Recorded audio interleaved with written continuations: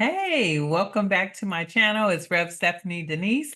I want to talk to you tonight about being in a tough spot, right? Being in a tough spot when you have more month than money, right? And this is something that a lot of times people don't like to talk about, but it's something that we really should talk about, right? Here we are in this over 50 plus club, and there might be some who are under 50 or, over 50. But either way, not having enough month or I'm saying not having enough money to cover a month is a tough situation. And so let's talk about that. In this type of situation, it's really, really key and important to take strategic action, right? You want to take strategic action so that you don't feel overwhelmed in this season, right? It's really easy to feel overwhelmed. You want to be able to stabilize your finances over time. Let's say that again. Stabilize your finances over time. So, I want to give you a quick step by step plan how you can manage your debts and your bills until you can increase your income, right? So manage your debt, manage your bills. So definitely grab a piece of paper, a pen, and let's take some notes, okay? Number one, you have to prioritize your bills and your payments. You have to prioritize bills and payments. What do I mean by that? Now is the time to start evaluating. You have to evaluate which bills are essential, right? You have to evaluate your essential bills and with your immediate well-being and which ones might be negotiable. So for example, if you have PG&E, that's an essential bill. You want the lights to stay on in your home, right? Or in your apartment, wherever you dwell. So that's going to be an essential bill, right? If you have credit cards and those credit cards are mounting, right? Of course, you want to pay off the smallest debts first, and then whatever money you've been using from that smaller to pay that smaller debt off, add it to the next highest debt and do it that way, right? And then stop shopping. Cut up the credit cards. You don't need the credit cards, right? And so that's what I mean by essential bills, right? You want to avoid the risk of something being shut off or those negative consequences. That's how you know what an essential bill is. Housing falls under essential bills. So rent or mortgage. I've been a landlord for 8 years, and it still amazes me after all this time that I sometimes have tenants who do not prioritize paying their rent. I can go by a tenant's apartment. I could see a new motorcycle outside. Then I could come back in a month or two. I could see a new car. Why do we have all these toys, but yet and still we're late on paying our rent, right? Okay, let me get off my soapbox. That's my personal situation that I've seen. So prioritize essentials, housing, utilities, that includes electricity, water, gas, etc., right? Because these can affect your living situation. Then insurance. Insurance is essential too. Why? Health, auto, life, all of these are very, very important, right? One illness without health insurance can be catastrophic. Uh, I had my twins' first year of college. They had health through their colleges, right? Both of them, my twins, different schools. They had the health plan through college. Well, the health plan, it was not good. I'm not going to lie. Both of them, bunk health plans, right? And so I said, okay, I'm going to put them back on to my plan. So, it takes a while for that to start. So I put them back on my plan when I started. This was last school year, not this school year, last school year. I put them back on my health plan when I started the year in August, but it didn't become effective until January 1. By December, like Christmas, like 5 days, 6 days before my coverage was going to be for my son, he was so sick. Oh my God, he was so sick. Christmas, he didn't even enjoy Christmas with us. He had to be sequestered in the room that he has here at my house because he was so sick. And I finally, I had to just break down and we had to go to emergency. We had to go to emergency and get him taken care of.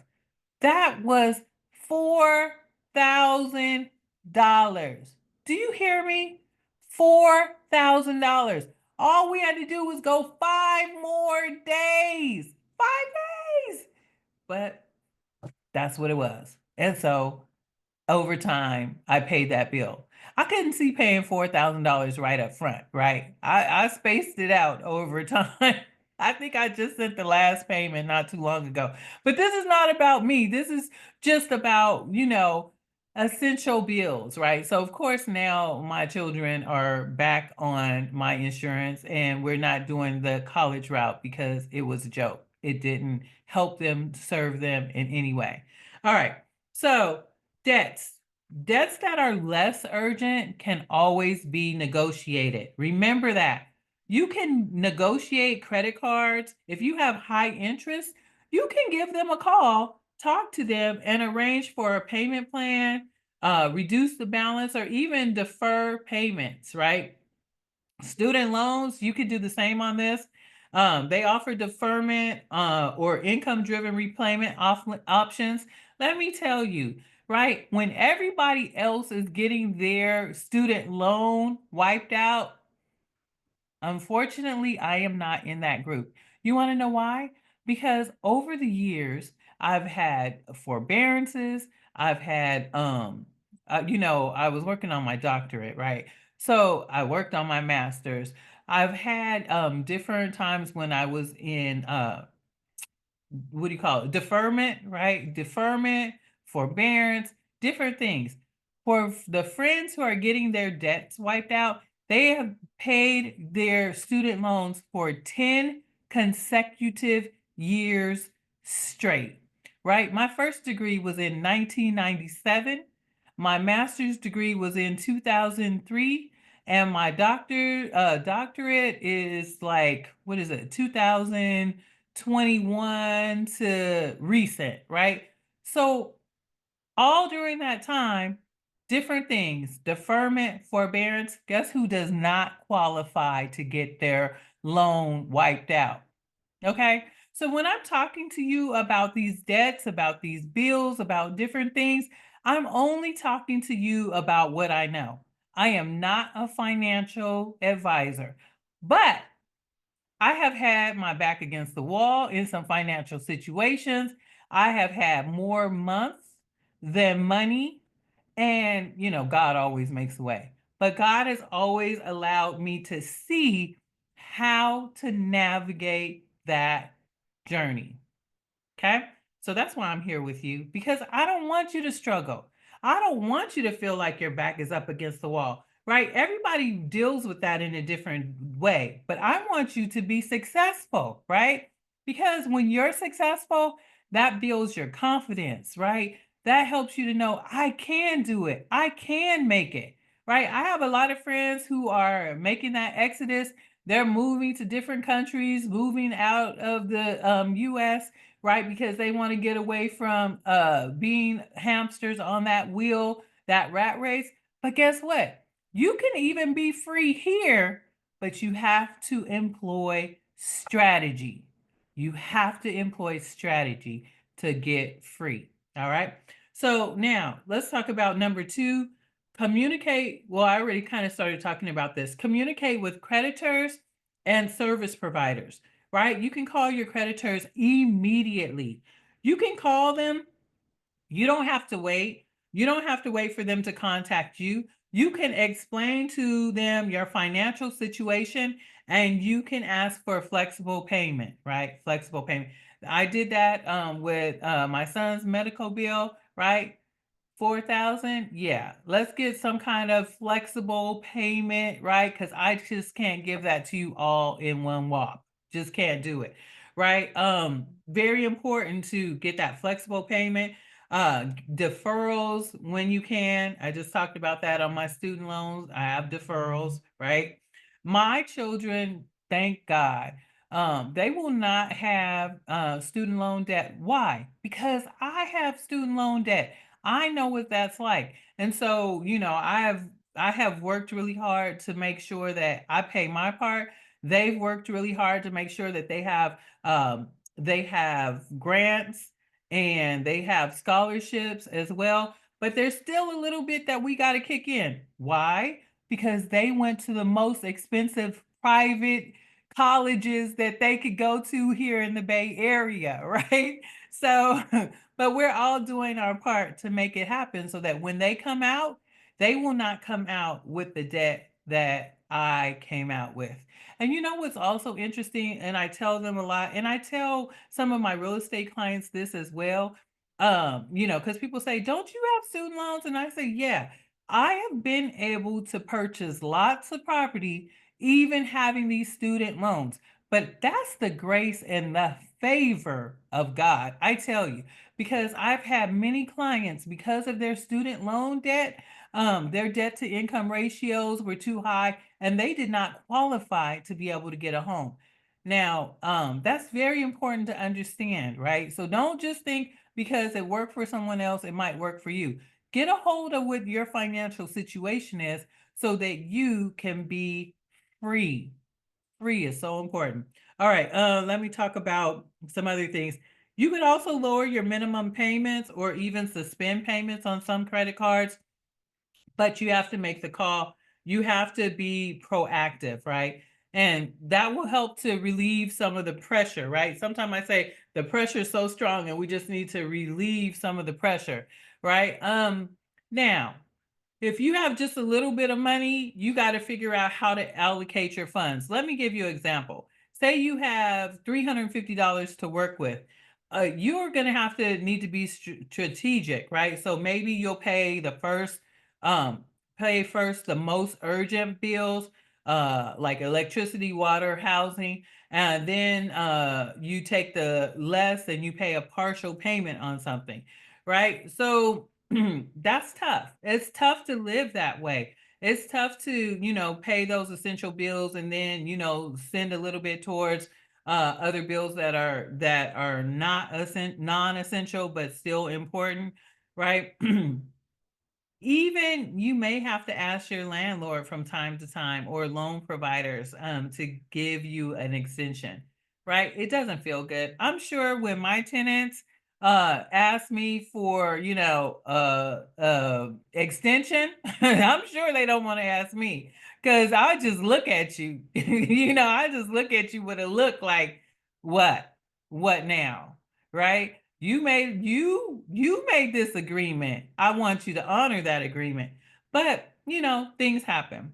So let's look at how do we explore local assistance programs, right? You might be eligible, not available, you might be eligible for some community programs that can help relieve some of this pressure, right? PG&E has some great programs that you may be eligible for, right? So look at what is out there. Now, people don't do cable the way we used to do cable, right? Back in the day, everybody had Comcast. Everybody had DirecTV. These kids don't even believe in that, right? They have what's the little things? Oh, I can't even think of it right now. But the little sticks, it'll come to me, right? They have all these other alternative ways to be able to watch TV, right? And so it's really interesting. It's just all in when you grew up, right? It's all in the age bracket on how we go about Roku TVs, right? I think in one of my Airbnbs, I have a Roku TV and they can get, this, that, the other. I just have to make sure to have internet over there, right? And so that works really, really well. All right. So definitely you also want to look at ramping up your job search. Are you underemployed? Don't be underemployed. Know your worth. Know your worth. Now, I'm saying that many people have talked to me and said, Stephanie, know your worth. I know my worth, but I also know what God called me to do. God called me to teach.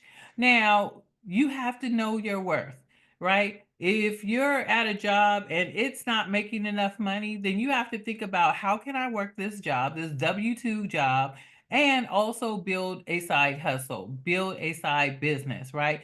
Because just as you put into that job, you also have to pour into yourself and your future, right? So think about that. What can you do?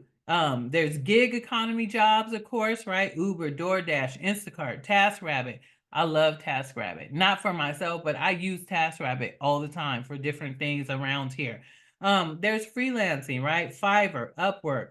Um, Fiverr, man, I need somebody from Fiverr right now to help me with SEO. Are you out there? I need help with SEO. Preferably, I would love someone who is in the States because I had someone who was out of the States, but as many people know, she will not release my original site, YouTube. And so she has ownership on it and will not release it. That's why I'm on this channel that I made myself. But guess what? The SEO is not sending the YouTube videos out like it needs to because I don't know about SEO. So anyway, just that's just a side. Pro tip. You can leverage your full-time jobs flexibility by asking if there's overtime available at that job or if you can take on some other role in addition to what you already do at that job. Let me give you a perfect example. I work at an elementary school site, right? But there's a ton of kids at that site that need extra reading support, right? They get reading support during the day, but they need even more reading support, right? So maybe I can ask, would it be possible for me to start a after school reading program for children who need extra reading support? Then I'm already at the job where I've been. The kids are already at the school site, and it becomes an after school program that I can receive more pay for. You understand? That's what I mean by leveraging your full time job, right? And you can do that. So think about ways to do that. Cut non-essential expenses. This is so important. You might have to cancel subscriptions. I just did this at the end of December. Cancel some subscriptions that I didn't need, that I wasn't using, right? Streaming services, magazine subscriptions, memberships. You want to avoid unnecessary purchases and you want to keep a tight budget, right, on your financial situation until your financial situation improves, right? I love to watch, I love like fix and flip type stuff that I've always been into real estate. And I also love when people thrift and then repurpose items, right? So I got into Facebook Marketplace really, really tough. And I was finding great things on Facebook Marketplace that I didn't even need, that I didn't even have room for in my house, but it was a great deal, right? So I had to cut that out. Cut that foolishness out because it meant, right, me getting in my car, driving really far, 2, 3, 4 hours to get this great find, give them the money, pay all that money in gas, bring it back, and then find a place in my home for it. Non-essential, not necessary, right? So sometimes you got to have a real talk with yourself and say, okay, what can I cut? Because some things are non-essential expenses, right? And then create a debt payment plan for the future. So when your income picks up, definitely prioritize paying down those high interest debt credit cards. You got to do it. Credit cards, that interest, whoo, it's high. It's really high, right? And so you got to cut that out of your life. And then stay positive. Stay positive and keep moving. Keep moving. I was just talking to my mom earlier. Ooh, I'm fogging up my glasses. See, this is over 50. That's that over 50 glow. Hot flash as we speak. I'm having one. I was just talking to my mom, right? You know, I went through a divorce. Right?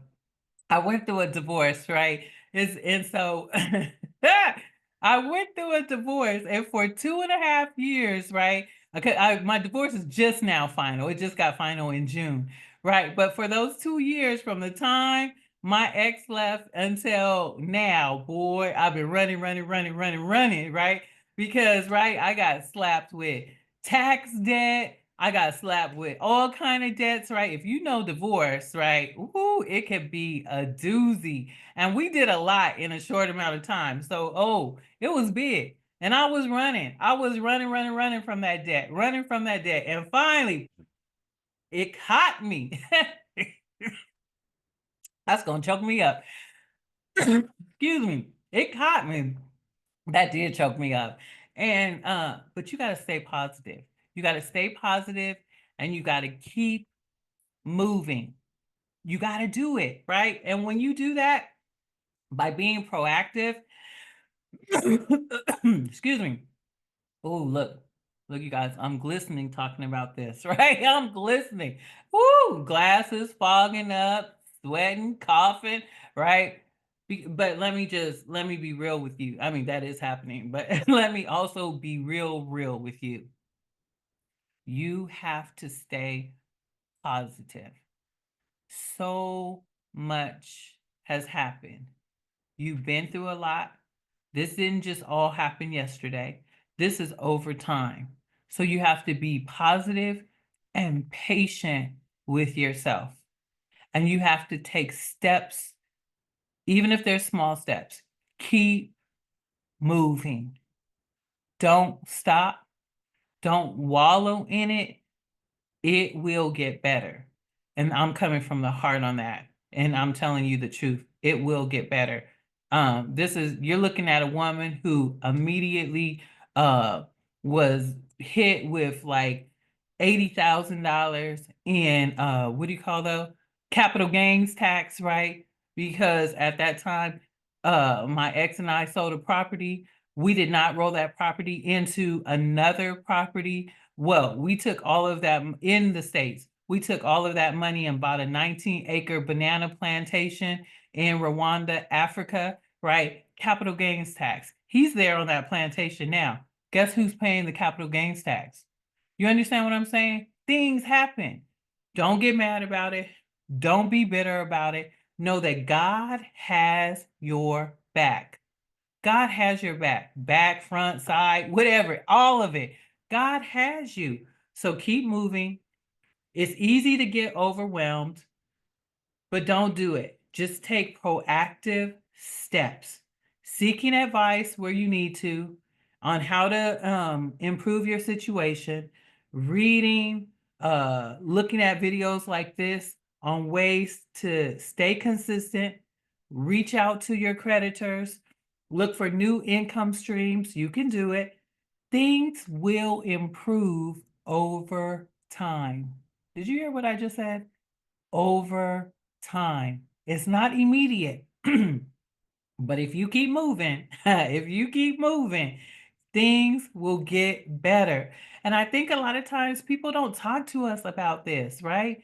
A lot of times people just give up, right? Or they'll just go and file bankruptcy. I don't know anything about bankruptcy, you all. I probably was a candidate for bankruptcy because when I tell you there have been times in this situation that I have owed hundreds of thousands of dollars, right? But God has always given me the mind to work and the mind to study and the mind to look at how money works and how to work the money that I have. Okay. So that's why I'm sharing with you today because I know this story, right? So it might feel like a lot for you to manage, but remember, the situation that you're in is temporary.